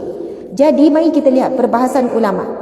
Niat merupakan syarat sah puasa dan hukumnya ada wajib tanpa niat sekian-sekian. Masya Allah, syarat niat kita dah jelaskan. Adakah perlu memperbarui niat pada setiap malam atau pada malam 30 hari sekaligus dimulai dengan niat? Ini merupakan antara permasalahan yang sering timbul di kalangan masyarakat Islam dan menurut pembacaan kami. Saya baca Jabatan Mufti Wilayah ni ya. Pertama, boleh diniatkan terus sebulan puasa. Yakin, jangan ragu-ragu. Kalau ada orang kata tak boleh, ini tak boleh wallahu alam, tetapi ini pendapat yang kuat juga, boleh niat 1 bulan terus. Dan ini merupakan pendapat Imam Zufar dan Imam Malik. Mereka mengatakan bahawa berpadalah bagi seseorang itu untuk berniat sekali saja dengan meniatkan sebulan berpuasa pada awal permulaan niat, seperti mana solat, yang mana seseorang itu hanya perlu niat di permulaan solat dan tidak perlu mengulanginya pada setiap rakaat. Kedua, tidak berpada. Pendapat yang kedua mengatakan tak cukup puasa di bulan Ramadan, tidak cukup hanya berniat satu niat untuk 1 bulan. Tak boleh. Pendapat kedua kata tak boleh. Perlu memperbarui niat pada setiap malam. Ini adalah pendapat jumhur. Dan ini pendapat yang lebih kuat. Bila sebut jumhur, majoriti ulama jumhur berpendapat berdasarkan keumuman hadis Hafsah radhiyallahu anha sebelum ini. Ini kerana puasa itu setiap harinya adalah ibadah yang bersendiri, ia tidak terikat di antara satu sama lain. Pada hari berikutnya juga tidak rosak sekiranya pada hari ini rosak. Tidak seperti solat yang mana sekiranya batal di rakaat pertama, maka batallah seluruh solat. Hujah bagi pendapat yang pertama, mereka mengatakan macam solat rakaat pertama tak perlu perbarui niat, rakaat kedua niat lagi, rakaat ketiga. Jadi sekali niat untuk sampai habis solat, betul kan? Lalu mereka mengatakan puasa pun sama, sekali je terus 1 bulan. Tetapi pendapat yang kedua berhujah mengatakan bahawa solat kalau batal rakaat ketiga ke rakaat keempat akan batal semua. Membawa maksud solat adalah satu ibadah yang merangkumi, yang berkait semua. Tapi puasa adalah ibadah 1 hari demi 1 hari. Faham ya? Maksudnya 1 hari habis, lepas tu kita buka puasa, esok Haid, maka hari yang pertama kita berpuasa, maka tidak batal. Okey, jadi sekarang kesimpulannya, berdasarkan dalil dan juga alasan yang diberikan dalam permasalahan ini, kami lebih cenderung kepada pendapat jumhur dan ia juga adalah pendapat mazhab kita, mazhab Syafi'i. Niat perlulah diperbarui pada setiap malam untuk berpuasa. Ada pun pendapat yang mengatakan boleh berniat sekaligus untuk berpuasa selama sebulan di permulaan niat, maka kami katakan tiada masalah untuk melakukannya sebagai langkah berjaga-jaga. Sebab itu muslimat, wajib kita pegang kepada pendapat jumhur, iaitu wajib berniat puasa Ramadan pada setiap malam. Jangan mempermudahkan, namun dibolehkan untuk kita berniat 1 bulan Ramadan pada malam pertama. 1 bulan Ramadan pada malam yang pertama, kerana sebagai langkah berjaga-jaga. Apa maksud langkah berjaga-jaga? Sekiranya ada hari yang kita lupa berniat untuk setiap malam, mudah-mudahan dah cover dah niat yang 1 bulan tu. Tapi jangan mempermudahkan. Saya dah niat dah sebulan. Bila suami tanya, dah niat dah besok? Dah niat itu sebulan? Tak, wajib. Sebab ini pendapat jumhur. Okey, jelas ya? Masya Allah, ramai juga yang hadir. Ramai juga ya, lebih kurang 2,000 lebih. Jadi seterusnya, ada yang tanya pasal niat. Jika diniatkan juga untuk sihatkan badan, kan banyak kajian kebaikan berpuasa. Jadi ada orang kata saya niat untuk sihat, untuk kurus, untuk diet, nak raya kan. Jadi macam mana tu? Sebenarnya kita kena faham, bila kita niat puasa Ramadan kerana Allah dan disertai dengan niat-niat yang lain, tidak ada masalah. Yang jadi tak sah, yang jadi ada masalah bila itu nombor 1. Paling utama, setengah orang ya kena hati-hati bab ni. Rajinnya puasa, alah diet, alang-alang nak diet, niat puasa je lah. Perasan tak? Alah, memang saya sekarang ni dalam proses diet. Memang doktor kata yang waktu terbaik untuk puasa adalah puasa macam kita lah, orang Islam. Dah alang-alang tu niat je lah puasa Isnin Khamis. Saya niat je terus puasa ni. Nampak tak? Niat utama dia apa? Yang ni tak boleh. Memang dibincangkan ulama. Saya dengar hari tu direct melalui radio IKIM dah lama, penerangan Dr. Zulkifli Al-Bakri sendiri. Berhati-hati kita dalam bab niat ni. Contoh solat. Ada orang solat sebab dia dah baca kajian-kajian sains kelebihan solat untuk otak, untuk hati, untuk itu, untuk ini. Jadi dia solat tu untuk tu, Jadi itu jadi nombor satu untuk dapat manfaat sains tu. Sebab itu kalau orang yang bukan Islam berpuasa, walaupun dia puasa macam kita, tapi dia tak dapat sedikit pun pahala. Sebab niatnya apa? Bukan kerana Allah. Sebab nak ikut orang Islam berpuasa, dia puasa juga. Dapat pahala tak? Sikit pun tak dapat. Jadi berhati-hati, mesti letakkan memang kerana Allah, kerana kewajipan, kerana sekian-sekian. InsyaAllah yang niat sampingan itu tidak menjadi satu masalah.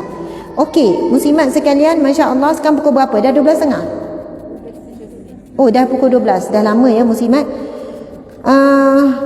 Jawapan kepada boleh tak gabung niat? Boleh. Itu jawapan simple dia. Boleh gabung niat, tapi kena yang wajib depan. Bukannya sahaja puasa sunat, dengan itu juga cover puasa qada. Tak. Puasa qada ataupun puasa nazar itu yang first. Sebab sunat tak cover yang wajib. Wajib cover yang sunat. Subhanallah. Jadi terus niat. Hari Isnin Khamis ke terus niat. Puasa 6 nanti terus niat. Tapi yang paling afdal asingkan. Saya gabungkan je. Sebab ada haid lagi. Lepas tu ada rumah terbuka lagi. Faham kan? Kalau kita datang haid dah 7 hari. Contoh kan? Lepas tu puasa 6 hari. Lepas tu kalau nak habis qada hari tu tinggal, faham tak? Syawal tu nak habiskan dulu puasa qada. Contoh 7 hari. Dah 7 hari. Lepas tu dalam bulan Syawal pun ada haid, dah 7 hari. Lepas tu lagi baki baru nak puasa 6. Alamatnya puas tak adalah, rumah terbuka tu ya, tertutup lah bagi kita. Jadi Masya Allah muslimat sekalian, tapi kalau yang mampu buat afdal. Saya sendiri beramal dengan pendapat yang mengatakan boleh digabungkan. Boleh digabungkan. Dan pendapat itu pun kuat. Bolehkah kita gabung? Dah jawab. Okey. Sekiranya kita terlewat bangun pagi, itu kebetulan mandi hadas besar, boleh kita? Boleh, tak ada masalah. Mandi wajib walaupun tak sahur. Lepas tu tapi kita kena faham, puasa Ramadan wajib niat pada malam. Kalau dia bangun pukul 6.30 pagi, lepas tu dia cek dia dah suci dan bersih, lepas tu dia nak mandi wajib, baru nak pasang niat puasa Ramadan, tak boleh. Sebab waktu terakhir niat puasa Ramadan adalah pada waktu subuh, sebelum waktu subuh. Faham ya? Puasa sunat tak ada masalah. Puasa sunat tak ada masalah. Pukul 8 pagi ke niat, sebelum zuhur boleh niat. Saya kata Ustazah, okey dah. Mana lagi dik soalan? Saya nak baca soalan je dah. Oh, tak ada soalan banyak. Masya Allah. Pandai muslimat ya. Kok sampai soalan. Ustazah bila nak habis? Gitu kan. Nak habis dah. Muslimat sekalian, kalau ikutkan nak bincang banyak sangat soal jawab, memang seronok sebenarnya bila kita bercakap tentang soal jawab. Contoh soalan dia, saya tak baca jawapan. Puasa wanita yang belum mandi wajib akibat haid tapi sudah berniat puasa sebulan. Dia dah niat puasa sebulan, lepas tu dia mandi wajib, dia tak niat malam. Jadi boleh tak dia dah mandi wajib pukul 6.30? Confuse juga kan? Yang tadi tu tak niat malam, jadi tak boleh. Sekarang ni dia dah niat sebulan. So 6.30 dia cek bersih, tak ada apa. Lepas tu dia nak puasa, dia nak puasa Ramadan.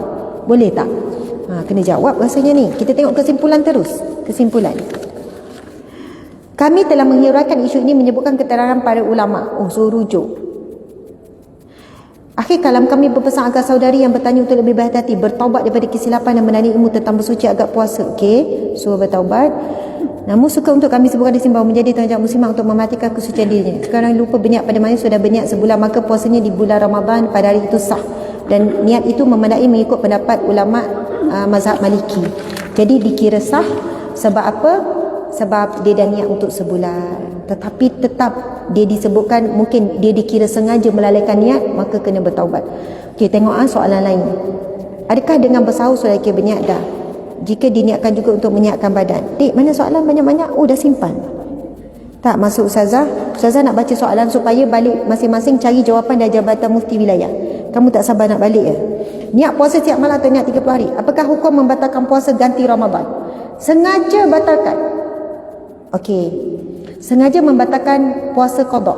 Sekarang ada orang tengah qada, sengaja batalkan. Mungkin sebab tak tahan, tiba-tiba orang bagi laksa Penang. Kan, subhanallah. Jadi apa hukum dia? Hukum dia sama dengan membatalkan ni tetapi tak seberat puasa. Bagaimana orang yang sengaja batalkan puasa Ramadan sebab nak berjima?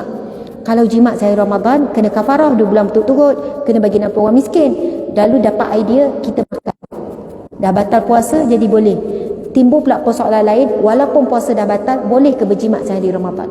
Sebab larangan itu bukan kerana puasa. Siang hari Ramadan tu dilarang untuk melakukan persetubuhan. Jadi ada lagi persoalan lain. Kena follow page saya, insya-Allah saya akan buat kuliah yang ni nak habiskan baca kitab ni. Yang baca soalan jawapan, soalan jawapan, soalan jawapan. Kita akan buat sebelum Ramadan. Okey. Contoh hukum rukhsah berbuka puasa bagi wanita mengandung atau menyusukan anak. Walaupun anak itu adalah anak zina. Dia tulis ya, keluar haid terputus-putus tidak cukup sehari semalam. Adakah wajib imsak bagi perempuan yang suci daripada haid di siang hari Ramadan? Okey, imsak tu. Okey, menyediakan juadah berbuka mendapat pahala memberi makan kepada orang berbuka. Seorang ibu. Ni kita ni duk masak ni kat rumah. Dapat tak pahala ni? Dapat tak pahala? Sebab masak untuk ni. Masya-Allah. Sebab ada orang fikir dia kena keluarkan daripada duit dia. Faham? Maksudnya duit dia sendiri bagi orang makan buka puasa barulah dapat pahala. Tapi sekarang duit semua suami. Suami beli. Kita cuma masak je. Kita cuma sediakan. Bukan kita beri makan. Penting tak soalan tu? Penting. Kalau saya, macam kami buat taja berbuka puasa, orang bagi duit. Untuk seorang kepala makan buka puasa, kita buka RM6. Makan dengan air. Jadi siapa yang nak taja ni, kita faham kita akan bagi makan buka puasa. So dia memang guna duit kita solid, beli makanan, orang tu buka puasa. Sekarang kita bukan keluarkan harta kita. Kita cuma masak saja. So panjang perbincangan. Kita pergi pada penutup terus. Sebagai kesimpulan, setelah mengikuti beberapa nas dan hujah di atas, kami menyatakan bahawa seorang ibu ataupun isteri ataupun siapa-siapalah yang menyediakan makanan dan hidangan berbuka kepada keluarganya yang berpuasa turut termasuk dalam perbuatan memberi makan kepada orang berbuka. Alhamdulillah, lega. Bolehlah guna duit suami ya. Okey, subhanallah. Adakah dikira bersahur sekiranya makan pada awal malam? Kira sahur tak? Sebelum tidur dia makan. Dia niat sahur. Sebelum tidur pukul 10 malam. Tak. Wabil asharihum yastaghfirun. Pada waktu sahur. Sahur mesti di hujung malam. Itu bukan sahur, itu sapa namanya. Sapa. Makan hujung malam. Hukum mencarut di media sosial dalam keadaan sedang berpuasa. Batal tak puasa? Maki hamun. Puasa tak batal. Pahala puasa batal. Sebab memang larangan. Allah suruh Nabi, dalam hadis Nabi berkenaan puasa, tinggalkan perkataan keji. Bukan tinggalkan makan minum, perkataan keji. Sebab itu puasa tak batal, tapi pahala puasa boleh batal, kosong. Nauzubillah min zalik. Kenapakah pahala amalan digandakan pada bulan Ramadan? Hukum menelan kahak ketika puasa. Banyak. Ini dalam bab batal tak batal, dalam buku ni banyak. InsyaAllah siapa yang memiliki buku ni, kita akan buat kita panggil apa, talaki ataupun kuliah yang intensif sampai habis, kulit ke kulit, sebelum menghadapi Ramadan. Alhamdulillah, muslimin muslimat, terima kasih banyak-banyak, masya-Allah. Tengok, barang jualan. Okey. Terima kasih kepada pihak muslimat, terima kasih semua yang hadir di media sosial yang istiqomah sampai diorang sambil masak ni kan. Yang ni saya susah hati. Kan, susah hati ni, suami tunggu dan sebagainya, saya faham. Masya-Allah, singgah je lah mana-mana kan. Masya-Allah, tapi ada suami tak nak isi masak. Jadi alhamdulillah, terima kasih je semua yang hadir di TikTok dan juga di FB. Masya-Allah, mudah-mudahan dapat pahala yang sama walaupun tak hadir bersemuka. Jadi tak ada apa-apa dah. Saya nak buat pengumuman yang pertama. Hari itu kan ada saya bawa jemaah umrah yang terakhir pulang pada 13 hari bulan 3, dan salah seorang jemaahnya adalah seorang wanita yang dibawa oleh ahli keluarganya yang tinggal di Shah Alam ni. Anaknya anak perempuannya seorang doktor, seorang pensyarah di sebuah universiti. Subhanallah, suami, cucu bersama dengan saya sedang melihat wajah arwah ni. Saya ingat arwah ni seorang wanita yang sangat sabar, tenang walaupun dalam keadaan sakit, dan itulah hajatnya sebenarnya untuk menunaikan umrah. Jadi setelah beberapa tahun tertangguhkan kerana Covid, akhirnya alhamdulillah Allah Subhanahu Wa Taala berikan Allah memilihnya untuk sebelum akhir kehidupannya untuk menziarah Rasulullah, untuk melakukan ibadah berganda-ganda di tanah suci. Jadi saya mengajak muslimin muslimat dan kita mengucapkan takziah kepada pihak keluarga. Ada ke pihak keluarga yang hadir ya? Doktor ada hadir ke? Subhanallah, wallahu alam. Masya-Allah. Subhanallah, doktor ada, itu anaknya. Subhanallah. Saya mohon maaf tak sempat hadir waktu pengemudian sebab memang waktu tu kebetulan ada program. Memang anak tu pun memang umrah sama dengan anak tu, itu ahli jemaah umrah. Jadi insya-Allah ila hadrati nabiyina Muhammad sallallahu alaihi wasallam wa ala alihi wa ashabihi walil umara walil ulama walil muslimina wal muslimat walil mu'minina wal mu'minat al ahya'i minhumul amwat wa khususan ila Hajjah Salamah binti Hasan, khususan ila Hajjah Salamah binti Hasan, wa khususan ila ummi abi kita, mak ayah kita semuanya, dan khusus buat Hajjah Salamah binti Hasan. Lahumul Fatihah. A'udzubillahi minasyaitonirrajim. Bismillahirrahmanirrahim. Alhamdulillahi rabbil alamin. Arrahmanirrahim. Malik yaumiddin. Iyyaka na'budu wa iyyaka nasta'in. Ihdinas siratal mustaqim. Siratal ladzina an'amta 'alaihim ghairil maghdubi 'alaihim waladdallin. Amin. Allahumma ighfir laha warhamha wa'afiha wa'fu anha. Ya Allah, ampunilah ya Allah Hajjah Salamah binti Hasan, rahmatilah arwah ya Allah, berkatilah arwah ya Allah, afiatkanlah arwah ya Allah, dan tempatkanlah almarhumah Hajjah Salamah binti Hasan di dalam taman-taman syurga-Mu ya Allah. Permudahkanlah segala urusan arwah ya Allah dalam menghadap segala urusan di barzah dalam ketetapan-Mu ya Allah. Hamparkanlah permaidani daripada syurga-Mu, luaskanlah, lapangkanlah seluas mata memandang, berikanlah kedinginan syurga, berilah kerehatan yang sebenar ya Allah, sebagaimana nikmat-nikmat kubur yang disebutkan dalam hadis Nabi-Mu ya Allah. Doa ini juga ya Allah buat semua ibu ayah, nenek moyang, pasangan-pasangan yang telah pergi, anak-anak yang telah pergi ya Allah. Ya Allah ya Rahman ya Rahim, segala amal ibadah kami, hatta istighfar dan zikir kami ya Allah, jadikanlah ia adalah satu pahala amalan yang menyambung, pahala amalan yang berterusan buat ibu dan ayah kami ya Allah. Walaupun kami niatkan atau tidak ya Allah, kerana asbab ibu ayah kami kenal agama ini, asbab ibu ayah kami mengenal dan mengajarkan kami, mendidik kami melalui hantarnya kami ke sekolah, didik kami dengan sabar, dengan memaafkan kami. Walaupun ada di kalangan ibu ayah kami yang jahil saat hidupnya, tetapi asbab doa dan usaha mereka mencari rezeki, lalu kami menjadi orang yang berilmu, lalu kami hadir di majlis ilmu, kami mengenal agama ini, kami kenal Rasulullah. Allahu Akbar. Maka jadikanlah seluruh apa yang kami lakukan jika benar dari sisi-Mu, jika Engkau menerimanya ya Allah sebagai satu amalan yang berterusan buat ibu bapa kami ya Allah. Ampunilah ibu bapa kami, mereka pergi dalam keadaan, setengahnya dalam keadaan jahil. Saat mereka hidup dulu, majlis ilmu tidak seperti hari ini. Ada di kalangan ibu bapa kami yang pergi tidak sempat menutup aurat dengan sempurna, tidak sempat belajar ilmu agama, masih dalam keadaan jahil dan sebagainya ya Allah. Ampuni dosa-dosa mereka ya Allah. Tempatkanlah mereka di kalangan hamba-hamba-Mu yang saleh, hamba-hamba-Mu yang beriman, hamba-hamba-Mu yang Engkau berikan nikmat-nikmat alam barzah ya Allah. Ya Allah ya Rahman ya Rahim, kami rindukan ibu bapa kami, menatap wajah mereka, salam tangan mereka, peluk mereka. Kami rindukan nenek moyang kami rindukan pasangan kami, suami yang telah pergi, isteri telah pergi, rindukan anak-anak yang telah terdahulu pergi daripada kami.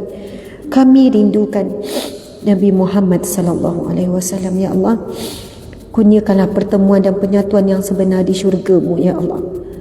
Ya Allah, mereka pergi dahulu, kami bakal menyusul, dan tidak ada tempat pertemuan yang lebih kami dambakan, yang tempat pertemuan yang lebih kami inginkan melainkan di syurga-Mu ya Allah. Kami akan berjuang untuk dapatkan syurga-Mu untuk diri kami dan ahli keluarga kami, agar semuanya bertemu di syurga-Mu ya Allah. Amin amin ya rabbal alamin. Subhanallah, subhanallah, amin amin ya rabbal alamin. Subhanallah. Alhamdulillah. Muslimin muslimat, saya mohon maaf salah dan silap kekurangan dalam penyampaian. Terima kasih semua yang hadir. Masya Allah, insya Allah ada rezeki kita bertemu. Mudah-mudahan kita bertemu dengan Ramadan Karim. Allahu Akram. Wabillahi taufiq wal hidayah. Assalamualaikum warahmatullahi wabarakatuh. Dan kita tangguhkan majlis kita dengan tasbih kafarah dan surah wal asr. Auzubillahi minasyaitanirrajim. Bismillahirrahmanirrahim. Subhanakallahumma wa bihamdika asyhadu an la ilaha illa anta astaghfiruka wa atubu ilaih. Bismillahirrahmanirrahim. Wal asr innal insana lafi khusr illa allazina amanu wa amilus salihat wa tawasaw bil haqqi wa tawasaw bis sabr. Sadaqallahul azim. Amin amin ya rabbal alamin. Masya-Allah, boleh tutup.